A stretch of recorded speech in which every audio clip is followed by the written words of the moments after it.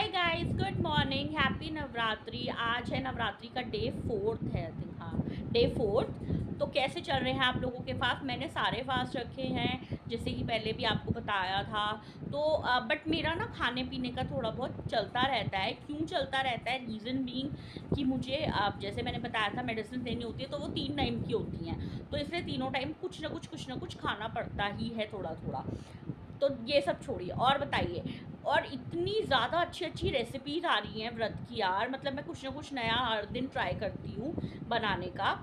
मैंने ना क्या पिछले साल, हाँ, दिवाली पे पिछले साल मेरी मम्मी ने ना अखंड दिया था मुझे। वो जो होता नहीं है, जो मंदिरों में जलता है, या जो मतलब जब हम अखंड जोत रखते हैं तो तब जलता है, तो वो मेरी मम्मी ने दिया था।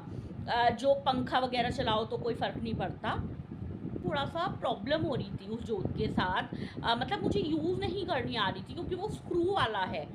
तो अब क्या होता था, मैं अगर कॉटन वाली जो बाती आती है वो करके लगाती थी उसमें, तो वो कभी मुड़ जाती थी, कभी वो कम पड़ जाती थी। मतलब पता नहीं कैसा कुछ होता था, मुझे आती ही नहीं थी यूज़ करनी। तो फिर मेरे एक कज़न है, तो भाई, तो वो ना मतलब काफ़ी ज़्यादा पूजा पाठ में है। तो उसने मुझे बताया, मैंने एक दिन उससे डिस्कस कर रही थी ऐसे ही, मैंने कहा भाई ऐसे ऐसे प्रॉब्लम हो रही है।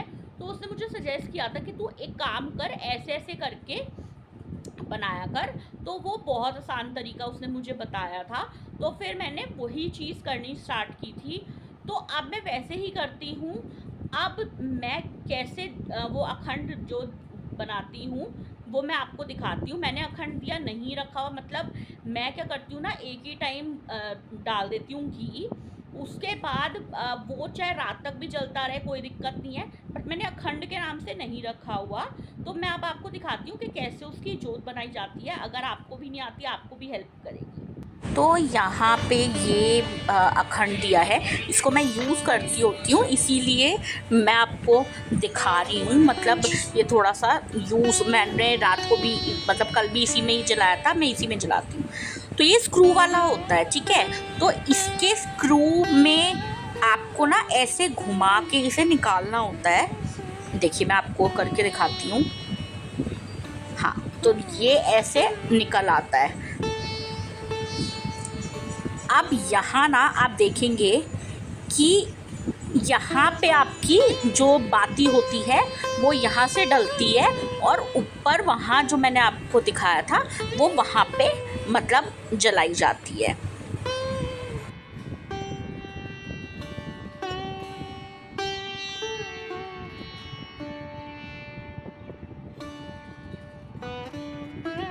इसकी बाती बनाने के लिए मैं यूज़ करती हूँ कलावा। जी हाँ, मैं कलावे से इसकी बाती बनाती हूँ, मैं कॉटन की बाती यूज़ नहीं करती हूँ।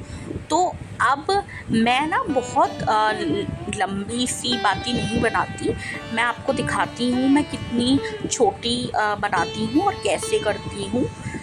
यहाँ पे मैंने ये जो कलावा लिया है ना, इसको आपको सिल्की वाला नहीं लेना। पहली बात तो ये कॉटन वाला होना चाहिए, मतलब सूती होना चाहिए। अब देखिए मैंने इतना लंबा ये मतलब इसको निकाल लिया। अब उसके बाद अब ये जो दोनों की टिप है, दोनों के जो एंड पॉइंट्स हैं, इसको मैं एक साथ मिला दूंगी ऐसे। देखिए अब इसको ना अच्छे से मैं मिक्स कर दूंगी, मर्ज कर दूंगी एक दूसरे में।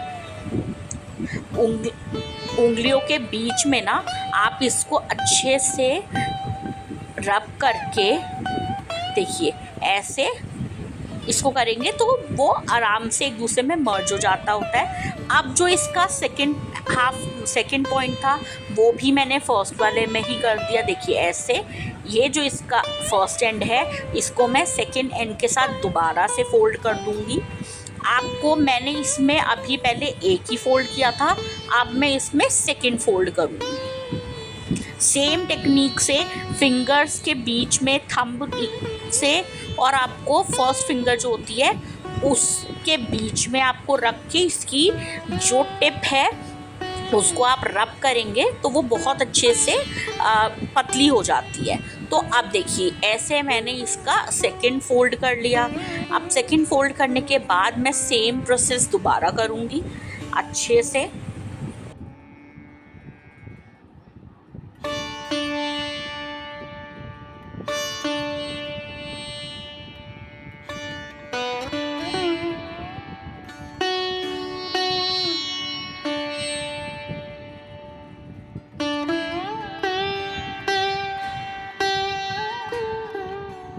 इसको ना आप थोड़ा सा रोल कर लीजिए अच्छे से, जैसे हम कॉटन की बाती को करते हैं ना, वैसे आप थोड़ा सा इसको रोल कर लीजिए हाथ के बीच में ऐसे करके।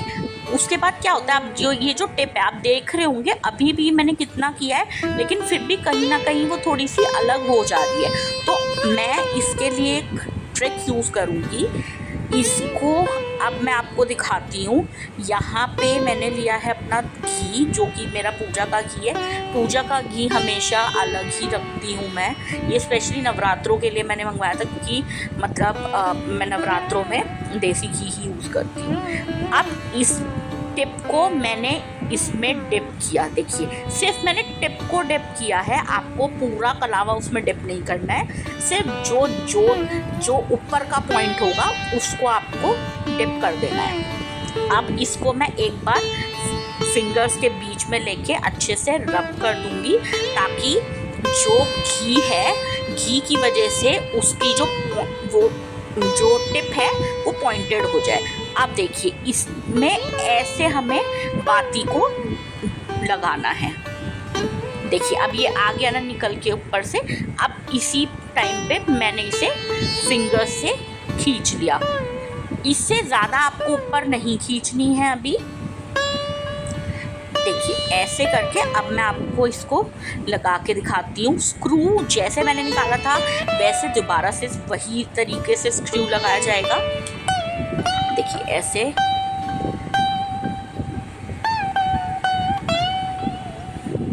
लेकिन आपको थोड़ा सा टाइट लगाना होगा, क्योंकि आप जब घी डालेंगे तो वो आपका घी अगर लूज़ होगा ना आपका स्क्रू, तो आपका घी बह सकता है, ठीक है। तो इस चीज़ का आपको ध्यान रखना है। अब ना जैसे जैसे हम मतलब जब जला देते हैं इसको, तो जैसे जैसे जोत होने लगती है तो आप क्या कर सकते हैं, अगर आपके पास ट्विज़र है तो उसकी हेल्प से आप जोत को ऊपर कर सकते हैं बार बार हल्का सा, ठीक है।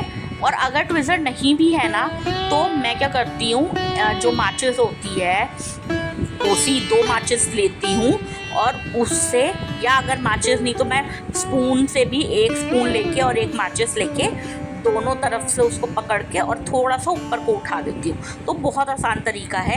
अब घी भी ना जब आपको इसमें डालना है तो आपको एक चीज़ ध्यान देनी है कि जो मेल्टेड वाला होगा ना, हल्का सा ही वो आपको टिप पे डालना है, क्योंकि वरना टिप जो होती है ना वो मुड़ जाती होती है। तो इस चीज़ का थोड़ा सा ध्यान रखना होता है। और जब घी डाल रही हूँ ना मैं, तो मैं पूरा ऊपर तक नहीं भरूँगी, क्योंकि उससे भी जोत बुझने का डर रहेगा। इसलिए मैं इतना डाल रही हूँ कि वो टिप, जहाँ से वो टिप स्टार्ट हो रही है वहाँ तक भी ना जाए। देखिए मैंने इतना घी डाला था। अब मैंने जोत जलाई, मेरी जोत बिल्कुल परफेक्टली जल रही है। यहाँ मैंने लगा दिया है इसका जो कवर होता है, इससे अब मेरी जो जोत है वो बिल्कुल नहीं बुझेगी, चाहे कितना भी पंखा चलता रहे, बिल्कुल भी कोई फ़र्क नहीं पड़ेगा। तो आप भी एक बार ये तरीके से जोत बना के देखिएगा और मुझे ज़रूर बताइएगा कमेंट सेक्शन में, अगर आपको ये तरीका इजी लगा और पसंद आया। तो चलिए और बताइए, आज हम बात करते हैं कैसी चल रही है आपकी फेस्टिवल्स की तैयारी। मेरे अभी फेस्टिवल, एक तो हमारा दशहरा ही आ रहा है।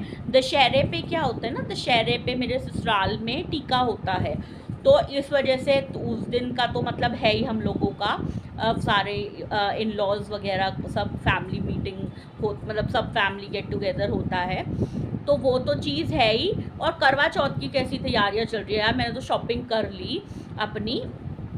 क्या की है वो मैं अभी आपको नहीं बताऊंगी, वो मैं आपको दिखाऊंगी सेम डे पे। बट मैं ना मतलब टाइम से पहले चीज़ें करके रखती हूँ, जब मुझे पता है कि अगर मेरी फैमिली में कोई शादी आ रही है या फिर कोई ऐसा फेस्टिवल आ रहा है जैसे करवा चौथ के लिए मुझे बहुत रहता है कि मैं एटलीस्ट एक जोड़ा तो ऐसा पहनूं जो बिल्कुल कोरा हो, नया हो। तो मेरी मम्मी ने मुझे एक साड़ी दिलवाई है, हस्बैंड ने सूट दिलाया है, और मतलब मम्मी, तो मेरे को ये है कि चलो ठीक है, उस दिन का मेरा पूरा सॉर्टेड हो गया। मैं ना क्या करती हूँ, मैं दो जोड़े तो उस दिन पहनती ही हूँ। एक एक सूट पहनती हूँ और एक साड़ी ज़रूर पहनती हूँ। मतलब मेरा ये दो रहता है कि दो आउटफिट तो मैं पहनती ही हूँ उस दिन। एक साड़ी पहनती हूँ मैं जब वो 4 बजे के करीब अब हम पूजा करते हैं, तब मैं साड़ी पहन लेती होती हूँ। उसके बाद मैं चेंज करके फिर मैं सूट पहन लेती हूँ। तो फिर चल रहा था, मतलब अब तो करवा चौथ आ ही गया, बस ऑलमोस्ट 10 दिन शायद रह गए हैं जितने भी। तो बस तैयारियां चल रही हैं करवा चौथ की, जो भी चूड़ियाँ वगैरह सब कुछ, मेहंदी, तो वो सब। पता है हम लोगों के साथ जो प्लस साइज़ वाले लोग होते हैं उनके साथ ना बड़ी प्रॉब्लम होती है। जब मार्केट जाते हैं तो लोग, मतलब यूजुअली ये होता है कि नहीं आपके साइज़ का नहीं है, नहीं है, नहीं है। तो मैं ना ज़्यादातर रेडीमेड ही पहनती हूँ। मैं रेडीमेड कहाँ से, अगर आप लोग प्लस साइज़ हैं और अगर आप लोगों के साथ भी सेम इशू आता है, आप लोग जानना चाहते हो कि मैं कहाँ से आउटफिट्स वगैरह लेती हूँ, तो आप मुझे कमेंट सेक्शन में बता सकते हैं। क्योंकि जैसे मुझे प्रॉब्लम होती है प्लस साइज़ में, वैसे और लोगों को भी होती होगी। तो मैं इसीलिए कोशिश करूँगी कि इस चैनल पे मैं वो वीडियोस भी लेके आ सकूँ जिससे आपको हेल्प मिले कि आप कहाँ से क्या परचेज़ कर सकते हैं प्लस साइज़ वाले।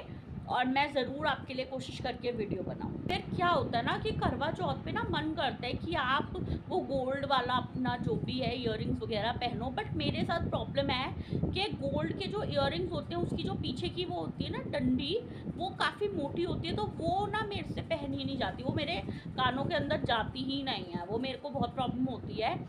तो इस वजह से मैं गोल्ड के ईयरिंग्स नहीं पहन पाती हूँ। अगर पतली डंडी वाले होते हैं तो मैं पहन लेती हूँ इजीली, मोटी डंडी वाले मेरे से नहीं पहने जाते।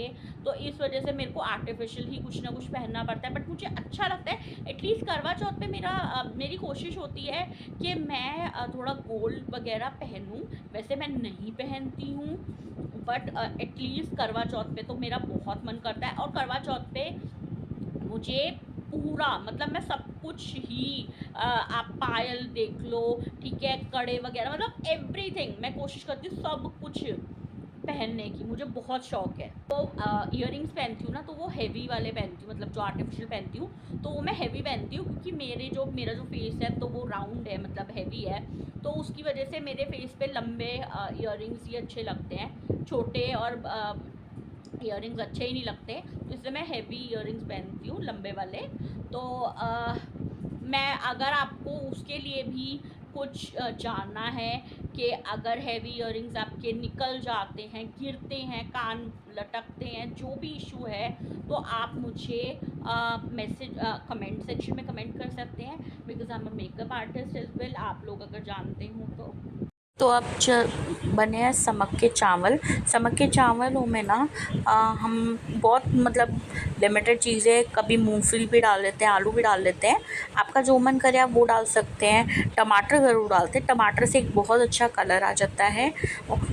टमाटर, हरा धनिया, जीरा और आपकी हरी मिर्च और आलू, जो भी आप डालना चाहते हैं वो डाल सकते हैं। मैं आज तो सिर्फ डाला है जीरा और टमाटर।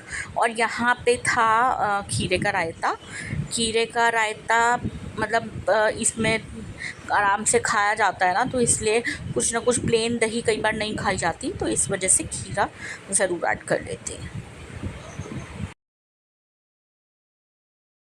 अगर आपको ये वीडियो पसंद आई हो तो प्लीज़ लाइक कर दीजिएगा, चैनल को सब्सक्राइब कर दीजिएगा, press that bell icon button, ताकि मेरी नोटिफिकेशंस वीडियोस जब भी मैं अपलोड करूं तो सबसे पहले आपको मिले। और कमेंट कर दीजिएगा, शेयर कर दीजिएगा वीडियो को अगर पसंद आती है, और अगर चैनल पे नए हैं तो प्लीज़ सबसे पहले सब्सक्राइब कर दीजिएगा।